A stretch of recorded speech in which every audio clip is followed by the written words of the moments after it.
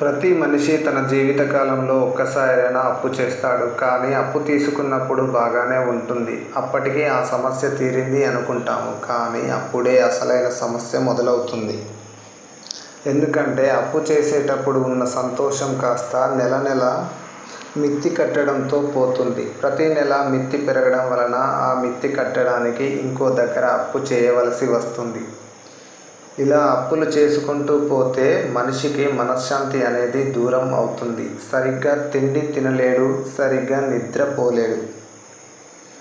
అందుకే ప్రతి మనిషి తన జీవితంలో సంపాదించే ప్రతి రూపాయికి వాల్యూ ఇవ్వాలి. అంటే మనం ఏదైనా రోజువారీ కూలికి వెళ్ళినా లేదా నెలవారీ ఉద్యోగం చేసినా కానీ వచ్చిన డబ్బులో సగం డబ్బును దాచిపెట్టాలి, సగం డబ్బును మాత్రమే ఖర్చు చేయాలి. అలా ఖర్చు చేస్తే నువ్వు అప్పు చేయవలసిన అవసరం ఉండదు. నువ్వు దాచుకున్న డబ్బే నిన్ను ఆదుకుంటుంది. మన ఆర్థిక స్తోమతకు మించిన వస్తువులను కానీ, పరికరాలను కానీ, వాహనాలను కానీ కొనవద్దు. ఎందుకంటే వచ్చే డబ్బులు మొత్తం లోన్లు కట్టడానికే సరిపోతుంది. మన పరిస్థితిని గుర్తుంచుకొని వాటికి తగ్గట్టు ఖచ్చితంగా అవసరం ఉంటేనే కొనాలి.